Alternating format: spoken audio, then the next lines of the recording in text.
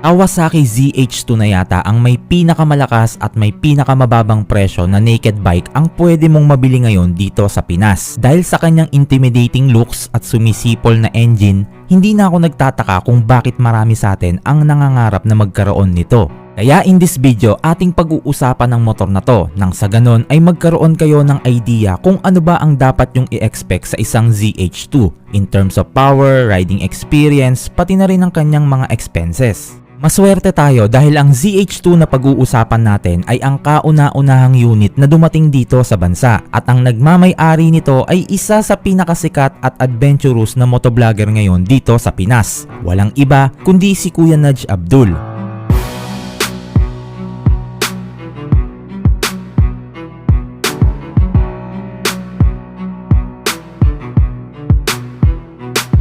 Nudge, isang malaking karangalan na pinayagan mo ako na i-feature ang iyong ZH2 sa aking channel, no? Siyempre, alam mo guys, isa yung motovlogger ko dito sa Pilipinas. Gustong-gusto talaga na panood ko ng video niya. Grabe, sobrang gandang video. Na-message ko siya dati message ko siya. Sabi ko, grabe ang gandang video mo. Tapos set kami ng mga isang ride, pero hindi kami tuloy because of raining. So ngayon, dito na tayo. So gusto niya ng mga future ng yung bike ko. Anong gusto mo malaman, brother? Kuya Nad, syempre, hindi naman lingid sa kaalaman natin na marami din nangangarap magkaroon ng big bike. And unfortunately, yung iba sa atin, syempre, walang budget. Pwede ba natin sila bigyan ng idea kung ano ba yung pwede nilang i-expect sa isang ZH2? Syempre, kung titingnan mo, very intimidating talaga tong motor na to eh. Talagang alam mo halimaw. Kumbaga, pwede mo bang i-share yun sa mga tropa natin dyan na kung ano ba yung dapat nilang asahan sa motor na to? Okay. Yung una guys, if ever you are using the 650 400cc, mas maganda you guys have to go step by step. This is actually a killer machine. So it's very powerful, and if you open the throttle, when the supercharge is open, the bike is actually flying. So this is not like a not like a 1000cc, like 140 horsepower bike. It's not like that. This is almost 200 plus horsepower bike. This is very powerful bike, and it's very nice bike actually. I am keeping this bike. Most of them ask me, Kuya Nash, marami ka ng motorcycle, bakit gusto mo laging gamit dito? Ito yung una-una start ako ng motovlogging. Ito yung mga signature ko. Ito yung signature ko. Kasi nga namin, ito lagi talagang ginagamit. Ito yung signature ko. Pero meron ako ng ibang motor na gamit ko. Pero more on, you can see in my vlogs, more on I use this one because this is my signature. Signature. Signature. So, if ever you ask me if you want to buy a ZH2, if you are from the small bikes, I will say, please don't buy this bike because this is a killer machine.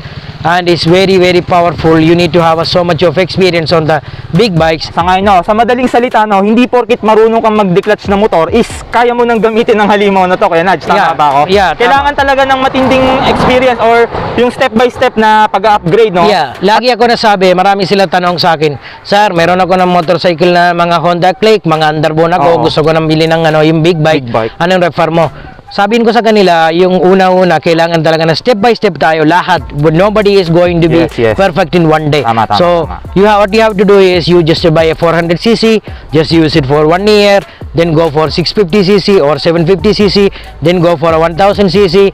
After you using the 1000cc, you can go for supercharged engine. Supercharged engine is totally different from any other bikes you use in your life. This is totally different. Kawasaki ZH2 ay tinaguri ang halimaw pagdating sa hyper naked sports bike category. Why it's so special? Dahil same sa kanyang mga kapatid na H2 at H2R, meron din itong supercharged na engine na naging dahilan kung bakit nagbibigay ito ng nag-uumapaw na power output. Way back 2019, marami nga itong sinibak na ibang malalakas na naked bike katulad ng Aprilia 210 B4, Super Duke 1290R, BMW S1000R at marami pang iba. Dahil sa pamamayagpag ng ZH2, ito na nga ang pinakamabilis na naked bike na nagawa ngayon ng Kawasaki so far na kayang mag-produce ng as much as 200 horsepower at 137 Nm torque. Para ma-visualize nyo kung gaano ba ito kabilis, kaya nitong mahit ang 100 kph in just 2.91 seconds. At kaya naman nitong mahit ang kanyang top speed na 288 km/h in just 26 seconds. Kaya ang motor na to ay hindi basta-basta pwedeng ma-handle ng mga baguhan na rider. Based nga sa sinabi ni Kuya Nudge, kung nagbabalak kang kumuha nito, make sure na may sapat kang karanasan sa mga big bikes dahil hindi ka bibiruin ng ZH2. Based nga sa naging experience ko, kahit sa low RPM talagang sinisipa nito ang dibdib ko, at kung hindi ka marunong mag-throttle control, malamang sa malamang ay mapapawili ka sa lakas ng hatak nito. Ang second question ko ay, magastos ba magkaroon ng isang ZH2? Siyempre, in terms of common na maintenance, yung mga daily cost niya, magastos ba magkaroon ito? Pwede mo ba kaming bigyan ng kahit figure lang kung magkano yung nagagastos? Okay, yung alam niyo yan mga pag big bikes or kahit anong bikes, you know the expenses. Normally the Japanese bikes is very affordable talaga na yung Japanese bike. Yung especially this one, what I do is every 3,000 I change oil, almost 4.2 liters oil. That is a big engine. Big engine eh. Oh. So oil filter, I am having a 17,000 kilometers auto. Beside that, I only change the tire and oil change. That is only the expenses till today I have. Pero if ever you wanted to have a modify like my bike, this is actually fully modified. The modified here, and you can see here on this part actually this came from Spain, and you can see on my channel is there, and the slider also came from Spain, and so many other things I put here. Even the supercharge, I actually put a turbo smart to make it more airflow. And I changed the air filter, Hyperflow air filter, and so many other things I put it on this bike. So those are the expenses. I spend almost 100,000 just for overall. Just for me, I want to do something different. Yeah. Kasi sa totoo lang, yung ZH2 ni Kuya Nudge is very unique. Yeah. Marami kang makikitang parts dito na hindi mo makikita sa ibang ZH2. Yeah, diba? wala talaga. So, yun ang special dito, no? Yeah. Compare sa mga European bikes, alam naman natin na mas mura talaga ang expenses ng mga Japanese bike when it comes sa mga maintenance nito, especially sa mga essential parts. Sabi ni Kuya Nudge, eto nga daw ang motor na matipid in terms of gas consumption. The fact na supercharged ito at 1000cc dahil sa kahit kakaunting twist lang ng throttle nito na ibibigay na nga agad nito ang sapat na arangkada na kailangan mo, lalo na kung mag-overtake ka. Very tipid. Actually, this is a tipid bike. Tipid? Bakit? Yeah, because the bike is, even 3,000 RPM, you can just reach like maybe 80 or 85 kilometers per hour. In 3,000 RPM, just only the throttle body open only little only. So it won't throw so much of. Konti lang yung konti throttle. lang Kahit throttle. konting open ng throttle, talagang humaharur.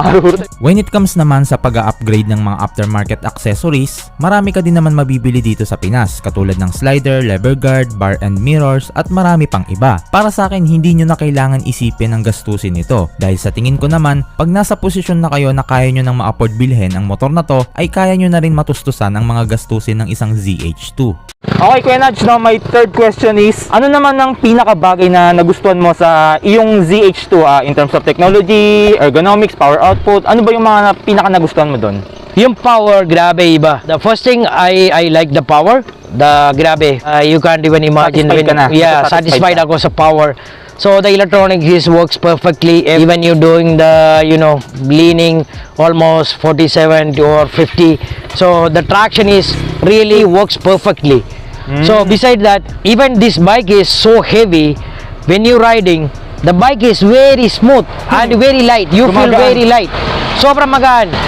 If ever you trying the Z1000, even you riding is feel so much heavy. But when you ride this bike, if it's rolling, the bike is changed to lightweight. Yeah, lightweight. Also, the main thing, most of the naked bikes when you use, the suspension is very bad. It's sobrang tak talaga. Grabe, especially the front. This one, the suspension is very nice. Very nice suspension. It works perfectly. So those are the three things I like: the power and the electronics work perfectly, and the suspension. All the bikes, whenever I am buying a bike, the first thing I wanted to make it comfort on the suspension. If the suspension is not good, your ride is very bad. Tama. Yeah, agree ako sa'yo dyan. Yeah, so suspension is very good. Sobrang nakaka-stress kapag pangit yung suspension mo, nakaka-stress sa kamay. Yes. So this work perfectly for me. I use on the racetrack, I use on the street. This work perfectly also. sobrang magaan when you ride. Okay. Hindi natin maitatanggi na pang world class talaga ang mga motor ni Kawasaki. Bawat motor nila ay may reasonable price, and they are not only manufacturing motorcycle just to sell, but also they are always concerned about how the motorcycle performing well to their consumers. Maganda ang suspension, superb braking system, remarkable power output, at hyper-intelligent ang mga electronics. Yan lahat ang may experience mo sa isang ZH2. My fourth question is, sometimes kasi normally, di ba, pag may gusto kang motor, gustong-gusto mo makuha yon. Tapos once na mabili mo na yan at nagamit mo, may parang something na may mapapansin ka sa kanya na may disadvantage din pala. Kumbaga may pangit pala sa kanya nung nagamit mo na siya. Kumbaga ang tanong is, meron ka bang regrets nung nabili mo tong ZH2 mo? Wala akong regret. Only the small things which I mentioned earlier, the Kawasaki forget to put or they didn't put the steering number. They should have to be there. The start I regret this one. There is no steering number, so okay. that only I regret. This bike is not normal. The frame they made it by tube. So what happened here? In all the end of the frame, there is a hole. So whenever you washing, the water is Tubig gone pumapasok. inside. Okay. So what happened? You always make sure the water is go out. If you Okay. keep there in the water, it will be rusted. Maybe after few years, wear and maybe tear. it will break. Oh. So always make sure you always lubricate inside the frame, because when you open the back seat, you can see there is a 2 holes on the 2 side. Okay. You just put oil or WD-40 just to prevent by rusting, those things only. That is only the thing I regret. Besides that, the bike is amazing. Kumbaga yung regrets ni Kuya Naj is something kasi nawala dun sa bike. Kumbaga kung meron lang sana na damper agad, kumbaga okay. Pero overall, di ba Kuya Naj, napakaganda ng motor na to. Ganda motor talaga. Pero syempre, kahit maganda ang ZH2, hindi pa rin ito maiiwasan na magkaroon ng isang maliliit na flaws, especially sa kanyang tubular steel frame na napapasukan ng tubig ang loob every time na huhugasan mo ito. Medyo critical din ito sa isang ZH2 dahil pagtagal pwedeng rumupok ang mga frame nito dahil sa kalawang. At alam naman natin na napakahalaga nito sa isang motor. Kumbaga sa tao, ito ang kanyang pinaka-skeletal system na pinagkakabitan ng kanyang mga organs. Pero kagaya nga ng sinabi ni Kuya Naj, pwede mo naman itong masolusyonan by putting a lubricant sa loob. And also yung kanyang steering damper, syempre alam naman natin kung gaano kalakas ang motor na to at napakadelikado na lalo kapag high speed dahil pwedeng magwabol ang manibela mo kung walang damper. Isa nga din ito sa kailangan i-consider ni Kawasaki, pero overall para sa akin, ang bike na to ay works perfectly. Siyempre, bago ko malimutan, siyempre, ito ang pinaka-importanting tanong sa lahat Kamusta naman yung naging riding experience mo sa isang ZH2? Practical bang gamitin to sa city driving? Madali bang isingit sa traffic? Pwede mo bang i-share sa amin yung mga naranasan mo dito? Okay. Hindi ko alam na yung ibang riding style ng mga tao. Okay. Pero yung sa akin, mas okay sa akin. Okay. Sa kahit na traffic, sanay ako sa traffic. Lagi ako nagamit ng big bikes. So sanay ako sa traffic. Pero I cannot assure that to other people how the riding styles. Para sa akin okay lang para sa akin sa city. Even the long ride, I did this long ride in one day. I think 1,800 kilometer. Right? Yeah. Grabe. 1,800 kilometer. Walang pagod talaga, guys. Grabe, walang pagod. Grabe. You just have to, move around your body. So pag sanay kayo sa naked bikes, mas madali lang ito. Sa madaling salita ko Naj, napaka-relax gamitin kasi hindi ka makakatagal ng ganung katagal na biyahe kung hindi relax 1,800 kilometer na gamit ko is wala ako ng problem sa riding. Maybe because I am used to it or Sanayan na lang, sanayan. Pero sa tingin ko Kuya Naj, kung bibili nila to, siguro hindi mahirapan sila sa una sa pagsingit-singit sa mga traffic Pero yun nga, syempre kung gusto mo naman tong bike, pipilitin mong masanay Ang tao iba-iba ng trip, yung iba gusto spaghetti, yung iba gusto pansit. Hindi ko masasabi na pwede sa lahat ng rider ang ZH2 dahil magkakaiba tayo ng riding skills. Unlike kay Kuya Naj, he has plenty of experience kaya napakadali na lang sa kanya na dalhin ang isang ZH2. Pero sa katulad nating baguhan, especially ako nung natry ko ang motor na to, although relax ang kanyang body position pero sobrang nalulula talaga ako sa kanyang power na binabato. At syempre, hindi din biro ang timbang nito na almost 240 kg. Kaya kailangan wag mo nga hayaan na saluhin lahat ang bigat nito every time na mag-U-turn ka dahil pwede ka talagang tumumba. Pero great experience ang makapagpatakbo ng isang ZH2. Ako din kasi yung tipo ng rider na gusto yung nacha-challenge. Kaya kung papalarin lang ako, gusto ko din maka-avail ng isang Kawasaki ZH2. Baka kasi yung pakiramdam pag nakasakay ka dito, talagang pinagtitinginan ka ng mga tao. Ika nga nila, instant celebrity ka. Kumbaga, hindi basta-basta ang makagamit ng ganitong klaseng motorsiklo. Kaya once na makayanan mong dali ng motor na to, extraordinary ka talaga. Okay, no, maraming salamat kay Kuya Nals, no. Syempre, isang malaking karangalan talaga, no. And dream come true na makita ko personally itong motor na to actually. Oo. Kaya nagpapasalamat talaga ako kay Kuya Nals. So, guys, if you're watching this video and you always have to support DMTV, he's one of the best vlogger I saw. He's a very good reviewer.